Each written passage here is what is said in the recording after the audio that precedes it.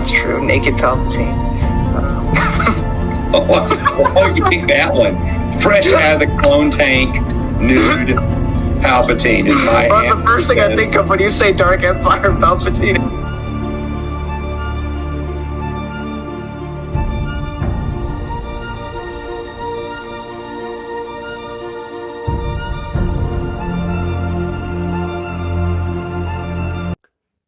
Hello everybody, welcome back to the Halo Expanded Universe. I need a weapon, and welcome to Ghost of Onyx by Eric Nylund.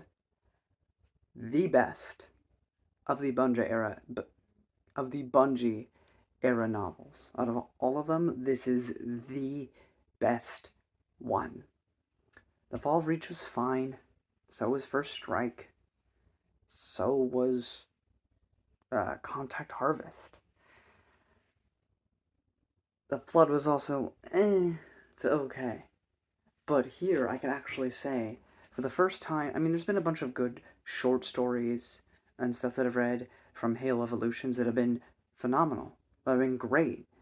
But those are short stories. In terms of novels, I have not been impressed since Greg Bear's Forerunner trilogy. But that's from the 343 era. There's not been a single novel that has been like, oh my god, like, people speak really highly of The Fall of Reach, and, like, I like it, but it's not, like, there's no, there, I don't feel that. I think this is the first time that I can say, pretty much throughout, that I genuinely enjoyed, all the way through, a Halo novel, and that is Ghost of Onyx by Eric Nylund. This basically deals with the Spartan 3 program, which was where they kidnapped orphans instead. And it was voluntary, but they took orphans from, like, wartime and asked them, do you want to become Spartan? And they're not as powerful as Spartan 2s, they aren't as resilient as Spartan 2s, and they're meant to go on suicide missions, essentially. And to be top secret, as opposed to Spartan 2s, which kind of became the face of heroism and saving the day.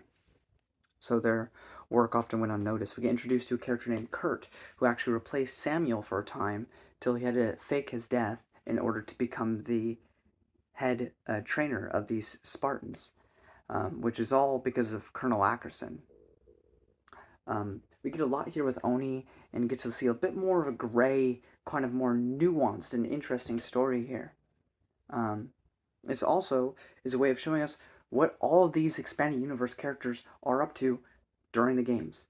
Kelly, Linda, Fred, Dr. Halsey, and then all of these, and then the new characters we get introduced to here, what were they up to during the events of Halo 2, ODST, and Halo 3. I'm reviewing this now before actually talking about those games, because the thing about this period of time is that everything basically happens back to back to back. It's a very crowded time period, so we have Halo 2, and then Halo 3, which basically happen back to back, like right after one another. And then you have Halo 3 ODST, which happens during the middle of 2, and ends near the beginning of 3. So this inter-sequel, prequel thingamajig. So all three of those games happen around the same time span. So this also takes place around the same time span. So, I could, like, stop, play the game, read this section, and do that, but it's just annoying. I'm not going to do that. And I don't want to read this after the games, because they don't take place after the games. So I'm just reviewing it here. This will also count for a 343 era novel. Pretty much everything after this is a 343 era novel, which is the novel Broken Circle, which I actually reviewed the first half of it like a year ago, because that took place like after the Forerunner trilogy, but before anything in the games. But seeing as how the end of the plot technically takes place during the Great Schism, I just decided I'll review it next, and then we'll go through the actual games. But anyway, that being said, I absolutely enjoyed it. It was well worth your time. I mean, at the same time, you don't need to read First Strike, but you will be kind of lost if you don't read First Strike before reading this book. And at the same time, if you haven't read The Fall of Reach, like, you're not going to know who any of these people are. So there's a bit of a thing where you kind of need to read all the Eric Nylund books to kind of understand this one, but at the same time, I like this one the most. You know, so if I was going to recommend any Bungie era novel to you, it would be this one. But at the same time, you really need the context of the prior books to fully appreciate this one. Like, I feel like I wouldn't give a crap about Fred or Linda or Kelly if I hadn't read those other books. Like, I didn't really care about them in those books either, but they kind of grew on me through those books to where I'm like, you know what? I didn't care about you, not really, but it's kind of softened. Now I kind of like really like you guys. And then Kurt, he only needed one book. Kurt, as a character, gets introduced here. He's a Spartan too, but I fell in love with him immediately. Like pretty much the first couple of chapters, I was in with Kurt. We also get introduced to Lucy and Tom, and they have some phenomenal stuff in there too. But overall, this also introduces the Shield worlds, which will actually become a major plot point with Halo 4, with, you know, the Didact versus, you know, the Forerunners with, they wanted to use the rings, he wanted to use the Shield worlds, and he wanted to use his Prometheans. It's the same thing with the Forerunner trilogy by Greg Bear, dealing with the Shield worlds and stuff. All that came from here, so, you know, I really enjoyed it, and I do think out of all the novels so far in the Bungie era that this one is the most enjoyable one, and I can understand why it's many people's favorites. That's all I'm going to say for non-spoiler. Seriously, read this book. You know, so far I've been like, with the Halo stuff, but this is genuinely really good, though it does end on a cliffhanger, which really sucked for people that read it in publication order, because they wouldn't have this resolved till long after Bungie left. Until we got the Kilo 5 trilogy, which is itself controversial by Karen Travis, but it actually continues this plot. So, you know, but overall, phenomenal read. First time I can actually be genuinely really excited in one of these Halo novels. I mean, I think in terms of lore and what it overall does for the setting, you know, the Forerunner trilogy may be better, but in terms of pure enjoyment, I think I had more fun with this one. So, Ghosts of Onyx, my new personal favorite so far in the Halo expanded universe. I'm gonna get into spoilers now. If you don't want that, leave.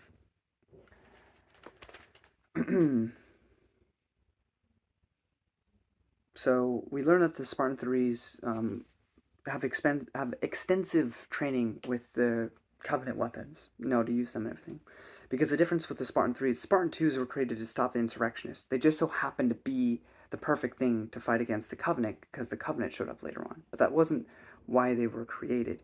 The Spartan 3s are created specifically in response to the Covenant threat.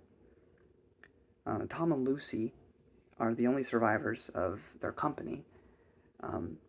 There's this whole thing where Lucy, due to either trauma or her, I mean, I think it is trauma regardless, but whether it's her choice or she just can't, she can't speak anymore. You know, but one of the last things she says is, "Are we even alive?" And it was a great little moment there. I mentioned that Kurt's death has to be faked. He ends up leading the Spartan 3s. Chief Mendez comes back. He was the one that trained the Spartan 2s. So that was really cool. They took 500 kids instead of 70. However, out of the 500, they only trained 300. Also, some of these kids are only 4, which is 2 years younger than the Spartan 2s were.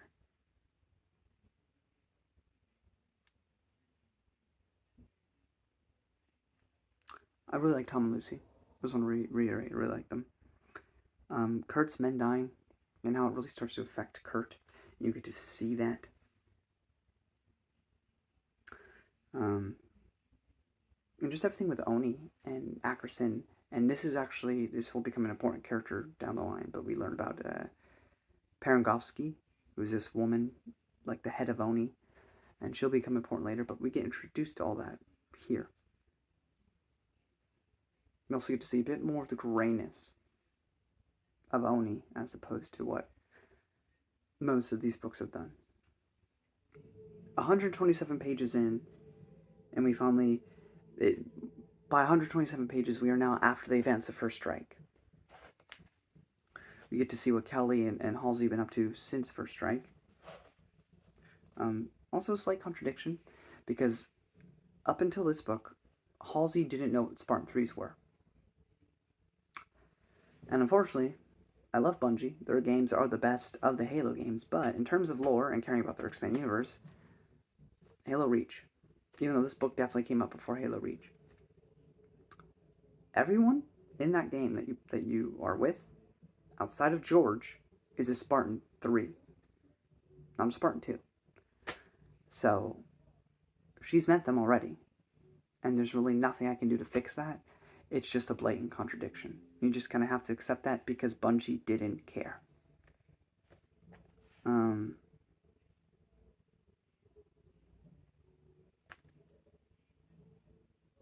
During the events of Halo CE, and now because of Halo 2, which has happened by this point,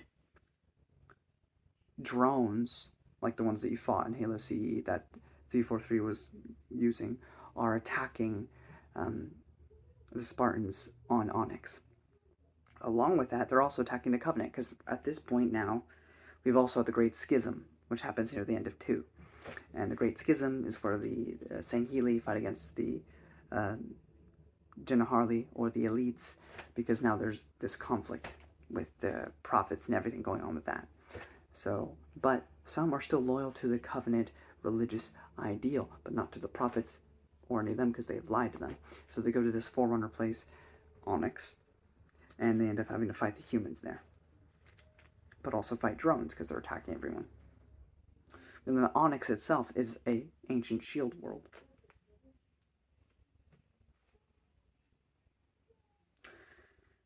And then we get, near the end of the book, Kurt's sacrifice, which was just incredible. Like, again, character moments. Right before he does what he does, it shows, like, ghosts of all the dead Spartans that he's encountered, giving him like, the thumbs up, and one of them being like Samuel or any of the other Spartans that he cared about. And then he just, didn't you hear? Spartans never die. And he, just like, yeah, it's cheesy, and like that's been done in other things, but like, you gave me a character to care about, like, for once, like, actively giving him like character stuff. It was great. But overall, just a phenomenal book. Well worth your time. Definitely check it out. Till next time, guys. Let's finish the fight.